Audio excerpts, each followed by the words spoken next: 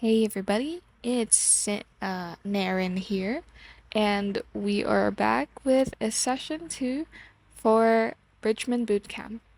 Anyhow, I was hoping to do more than 4 sessions during the first week of my vacation. Unfortunately, things don't work out because when you're in vacation, you want to take a break, and that is what happened.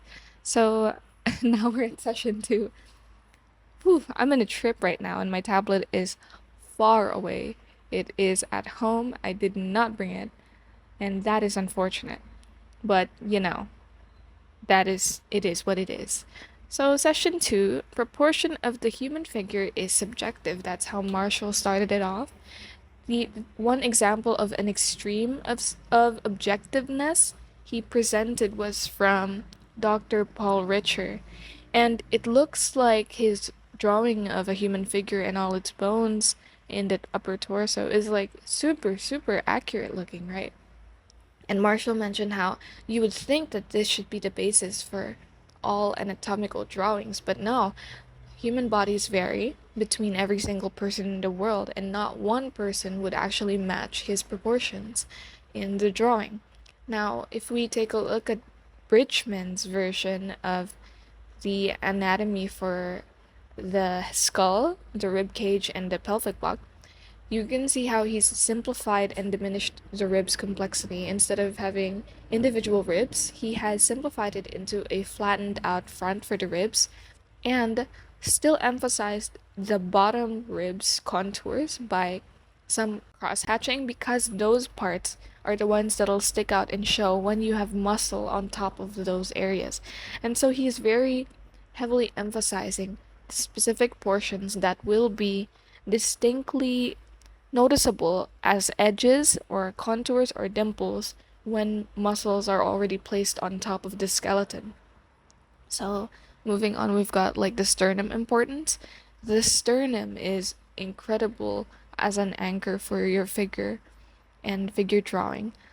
Also, Marshall mentioned how, like, when you've got more fat, you've got a dimple, and if you have less fat, the bone will stick out. So that's something interesting. So dimple versus a bone.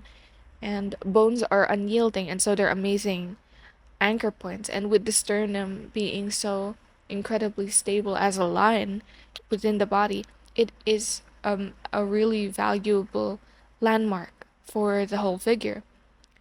Here we also have like the sacrum portion, the very end of the spine.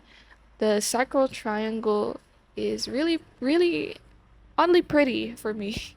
I find it really pretty.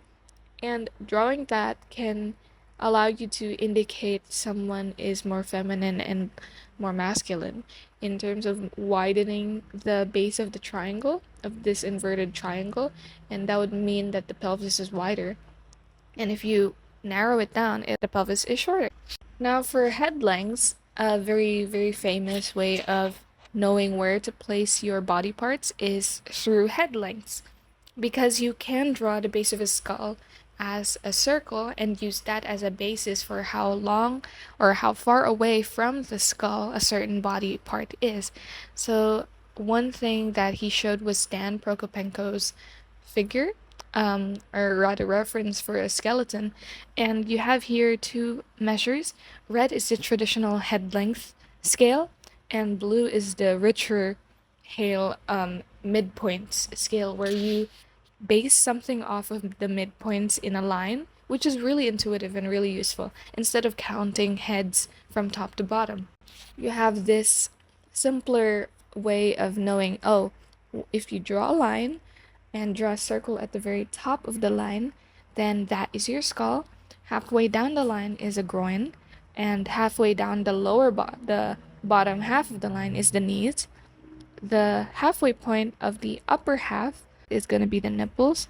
But it's really intuitive because you have a very good basis of where to pivot the pelvis or the upper body, and you can move it in different directions, such as like bowing. So that's one big thing, the midpoints. And finally, you've got like these assignments that Marshall mentioned. For session 2, his assignment is to draw your own proportion chart and shape studies, where, take this valve picture for example, you draw a very exaggerated anatomical example, and then you put a skeleton on it. Something that he mentioned was that the book Drawing Lessons from the Great Masters is the best book, and I haven't looked into it. I do not know what's in it, but maybe that's something useful for anyone listening. Also, when you have a abundance of knowledge, just like in the previous session that was mentioned, when you have an abundance of knowledge in proportion, you can just start adjusting while you draw and just impromptu sketching around because you know the essentials of proportion. And the end goal of shape analysis is to heighten your sensitivity to noticing simple shapes in the figure. The biggest secret to copying accurately is to reduce everything to simplicity, and it'll allow you to see things in simple ways to create something very complex, which is very powerful in terms of making highly complex things that you know how to break down. For the final assignment that he said for this session, which is again optional, and it depends on skill level if you what you want to do. He said to exaggerate the graphicness, empathize with the figure, and and actually try to make like a little shape analysis for your Bridgman images. So you're going to take a Bridgman image and you're going to be drawing some basic shapes on it, like circles, squares, triangles, to determine what shapes are common in which areas. And also memorize the three relative masses, their measure and feel, because you're going to be using them. And that's about it. I hope you guys don't mind the audio quality. I'm not sure if it's actually better than my usual from the MacBook, but the thing is, like, I still can't really reduce the amount of popping from like my P's and F's here. So let's see if I can find something to reduce that. But yeah, that's all. Thank you guys, and I'll see you in the next session or video. Bye!